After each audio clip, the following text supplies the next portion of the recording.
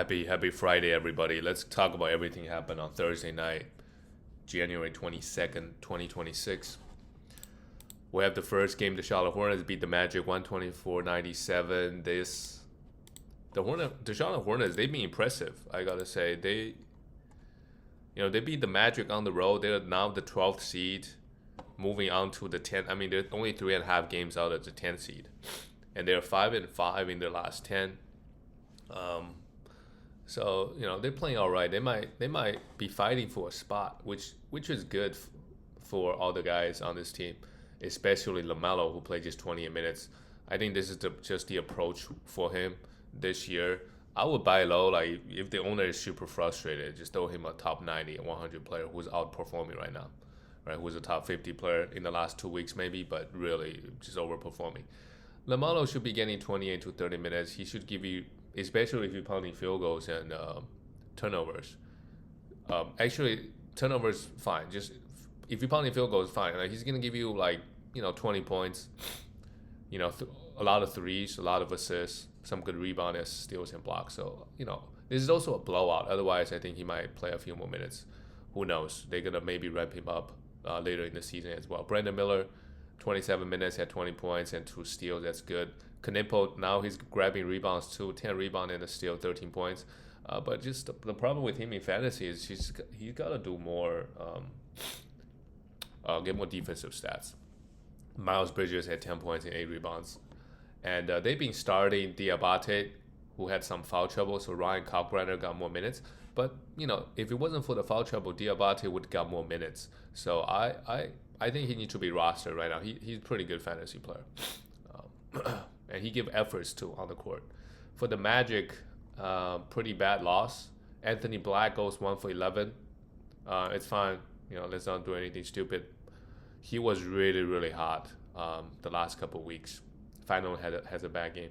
Banchero, 23 points.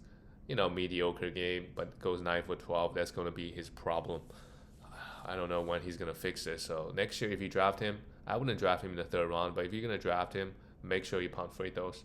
Wendell Carter Jr. played just 19, and Desmond Bain, with Franz Wagner out, had 21 points and 3 threes. That's decent, but with everybody healthy, he just doesn't have a good level of usage. Let's go to the next one. The Rockets. This game went to overtime, 122-128. This is a great win for the Sixers. Now they're the 5th seed in the East. And Joel Embiid, he's been playing a lot of games, and he played 45 minutes here, which is super, super impressive.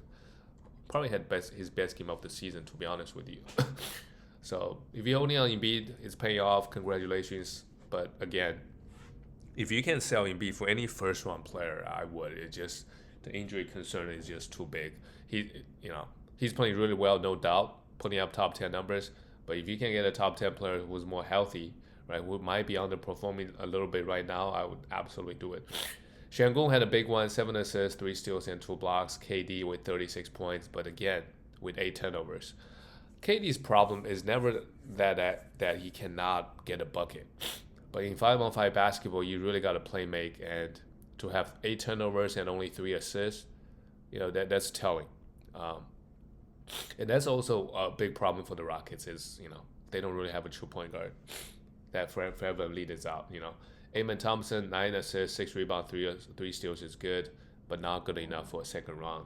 That's been his whole story this year. Is he's putting up good numbers, no doubt, but when we look at him as a second round player, not really. He's a 46 round player this year. So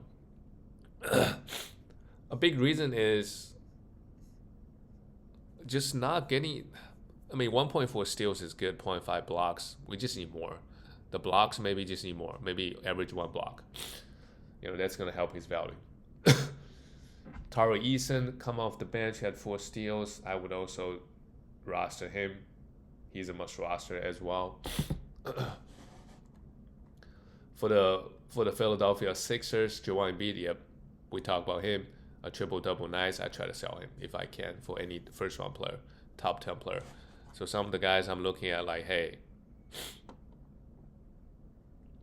Donovan Mitchell has been struggling a little bit.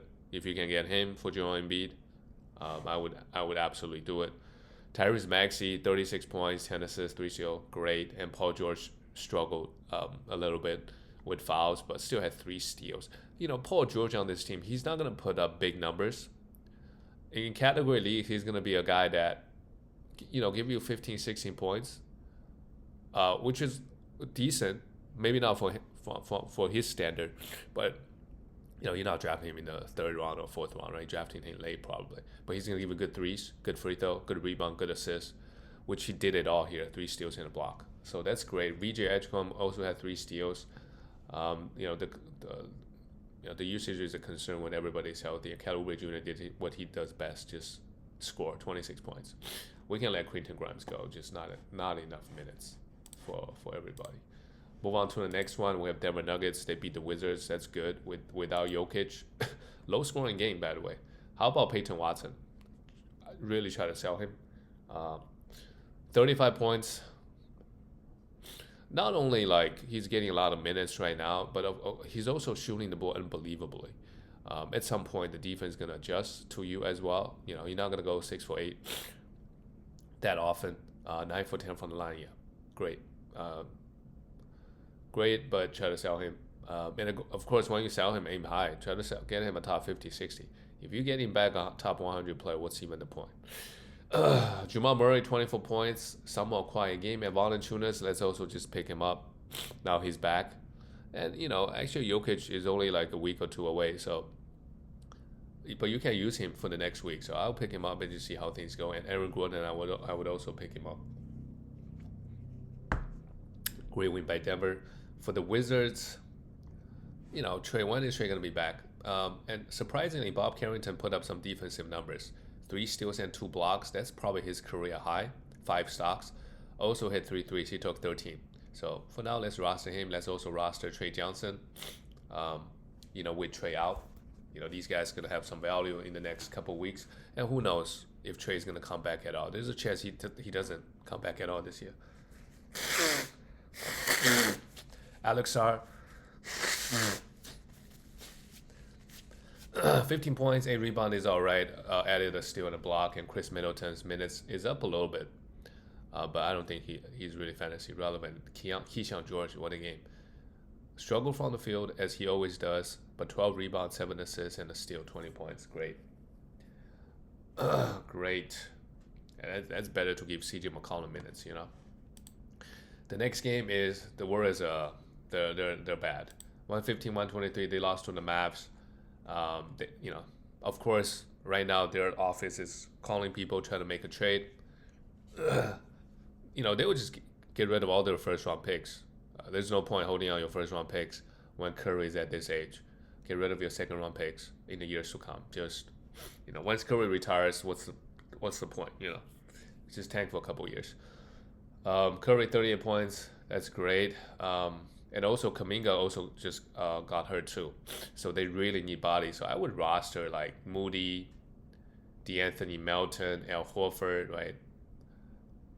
Probably these 3 guys. Well, of course, you don't know what Steve Kerr is going to do game to game, but chances are this guy's going to play 25 to 30 minutes. And chances are every 3-4 games, one of them is going to pop off because Curry cannot score 50 points every game. Someone else has to score. Pajemski had 10 assists. That's great. I would also roster Pajemski.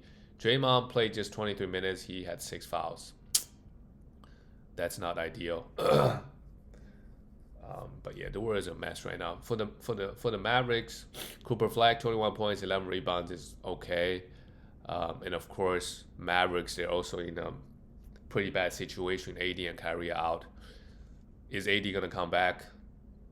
I think so. Just when he's gonna come back. They said 6 weeks. They're gonna reevaluate 6 weeks. So that's 7-8 weeks before he comes back, and then he's gonna be on minute restriction, and then on top of it, he's gonna miss games. If you're in a good position in your league, of course you should roster AD. Put him in IR. in a small chance, I don't think he's really gonna contribute that much, but there's a probability maybe when you get to the finals, he play a couple games and help you win. But yeah, he's just not gonna play that many games. Najee Marshall popped off. Yeah, he needs to be rostered. Same thing with Max Christie. These 2 guys need to be rostered. given all the injuries they have right now. Of course, PJ Washington came off the bench. Eventually, they're gonna start him. Pretty good game. To be honest, Max Christie has been really, really good at scoring the basketball. He doesn't really do much else at the moment, but he's fairly efficient. Won't hurt you anywhere. Same thing with Marshall. It would be great if these guys can get a couple more defensive stats. That's really gonna help their value. The next one is Chicago. That's impressive. They went on the road and beat the Timberwolves 120-115. And we have Josh Giddey back. He came off the bench. Great, 21 points, 6 rebounds, 5 assists, 2 steals. This is some kind of the same situation with Amen Thompson. This is great numbers, but not for a second-round pick. So next year, let's not draft him so high. He's give you a lot of counting numbers, but his problem is bad efficiency and lack of defensive stats. So that hasn't changed since his rookie year, to be honest. Kobe White, 22 points. Efficiency was really suspect here. Vucevic had 10 points. And Jalen Smith, I would roster him. 17 points. He's been giving a lot of minutes. 3 threes. And I know some guys are out, but they're sticking with the lineup. And let's see how they did the last couple of games. They're 5-5. They won 3 straight. So, it's not a bad lineup. Let's roster Jalen Smith and see, if he loses minutes, then we can drop him. Matas had 12 points. He's just, top 70, 80-ish type of player. He's never really, doesn't really have a lot of big games, to be honest with you. So a lot of value coming from his blocks. And Trey Jones is just so consistent. Another game with 7 assists and a steal and 12 points in 27 minutes. Very reliable streamer. And you could argue he could be rostered just because of his assist. He just doesn't get a lot of minutes. For the Timberwolves, Anthony Edwards, really rough game. 9 for 25. He's really fallen in love with the outside shots. We know if he can drive, he's super athletic, but he doesn't really know how to draw fouls. That's a big problem for Anthony Edwards, to be honest with you. He doesn't really know how to draw fouls. I guess he's ethical like that. But if he can draw fouls like Shea, that's gonna be different. And he can shoot like this when he drives to the basket and know how to draw fouls. That's something I feel like he should work on. Maybe he doesn't want to, but that helps with winning. Dante, 3 threes, 11 points. Great game by Dante. Julius Randle had a decent one with 30 points, 3 threes, but no defensive stats. Happy, but still happy. And Jaden McDaniels had a well-rounded game as well. And Rudy, of course, 11 rebounds, a steal and 2 blocks. Rudy has been really good this year. Pretty consistent, giving you the blocks and defensive stats. And Nasri come off the bench. What a game from him, to be honest. Haven't seen him do this. 5 stocks, probably, season high, 4 threes, and he's giving you 5 assists as well. What a game from him. But again, you're playing the Chicago Bulls, so it's not like their defense is really, The next one is the Spurs. They beat the Jazz. No surprise. Jazz already started tanking early. Lauren Markkinen has been out like 7, 8 different games. Victor Wembanyama, great game. But of course, it doesn't mean much when you play the Jazz. 26 points, 4 threes, 14 rebounds, and 5 blocks. That's great. Wemby needs to get more blocks to justify his second pick. But when you play good teams, they kind of play away from you, so it's really hard for you to get block shots like Wemby. So something we have to monitor his block numbers. De'Aaron Fox, great game, 31 points, 6 threes. And Stephon Castle, his biggest problem is the efficiency. 7 for 10 from the free throw line, 4 for 12. 8 assists, 2 steals is great, 6 rebounds, and 16 points. The counting numbers are great. Julian Champagnie, he's been playing so well. Let's just roster him with Devin Vassell out. He's been playing so well. 5 threes, a steal and block, 17 points. He's shooting the ball very well too. So let's roster him. Eventually, when guys come back, he's going to lose his minutes, which is fine. Keldon Johnson could also be a great streaming option for some points and rebounds. He played 31 minutes here. For the Jazz, Yusuf Nurkic, man, what is going on? 14 assists, 11 rebounds. He took 19 shots too. He's having a great year in Utah. And for whatever reason, they're just giving him a lot of minutes. Fine, we'll take it. Instead of giving Filipowski only got 19 minutes without Lauren Markkinen. So if you're holding on to him, I just, if he gets 30 minutes, 35 minutes, he could maybe be a top 60, 70 player. And that's not, it's not like he could be top 20. So I don't think we need to roster him. for the upside. Let's just drop him. It's just too hard. Ace Bailey had a great game as well, 25 points, but he just doesn't get a lot of defensive stats in category leagues. So if you need some points and threes, I guess you could have him.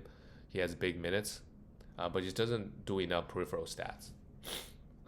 And Bryce Escobar, who was popping off, came back, goes 0 for 6. He's just not very consistent. I don't think we need to roster him, but if you want to, just give another game. But again, once Laurie comes back, Escobar is just not going to get a lot of minutes, and usage. The next game is the Lakers lost to the Clippers. Yeah, the Clippers are just rolling. They're just winning games. They're a 10th seed right now. They are slowly making their way to the 8th and 9th seed. Maybe they can be the 7th or 8th seed by the end of the season, based on how many games they've been winning. We're over halfway through the season, so the Lakers they're kind of like going the other way, 4-6 in the last 10 games. Right now, the 6th seed. LeBron is balling though, 23 points, 6 assists, 2 steals, great numbers. Luka's efficiency really needs to be studied. He's been really bad efficiency-wise versus good teams. Bad teams, sure. 11 for 27. He just have such high usage that the rest of the roster is just not built. Like, it's not built for Luka, to be honest with you. You just really need really high quality 3-and-D guys. And they still have Rui Hachimura come off the bench. He had a decent one. Larivia, he does give a lot of effort. 3 steals and 4 blocks. You don't see that very often, but if you want to, after this game, you want to roster him for some defensive stats and some rebounds, you could do that. But yeah, Luka really needs to be better. He was a -17 as well. And we look at the Clippers. Kawhi came back, pretty good game, considering he only played, he was on the minutes restriction.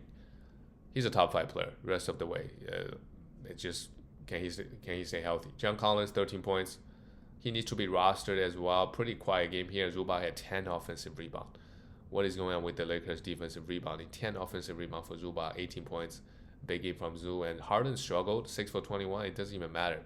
They still win pretty comfortably. 18 points, 10 assists with 2 steals. Harden has just been amazing. Amazing health the last couple years. When he was with the Nets, he got hurt, hamstring issues, right? When he was with the Rockets, he doesn't miss any games because the way he plays, pretty, it's not very injury prone. This year, being very healthy as well, so that's good. Last game of the night, the Miami Heat, they got blown out by the Portland Trailblazers. They have a couple guys out. And where's Tyler Hero? Man, this guy his availability needs to be looked at a bit more. Like, every year it's something different. So he's just injury prone. Norman Powell, 18 points, okay. Bam had a big one, played 37 minutes, 3 steals and blocks. I feel like, Bam's minutes some games is low because Kawhi Weir is getting like 25 to 30, and they don't want to play the 2 big man lineup. So with Kawhi Weir out, Bam is getting 37 minutes despite the blowout. Wiggins had 3 steals, 4 points. That's fine.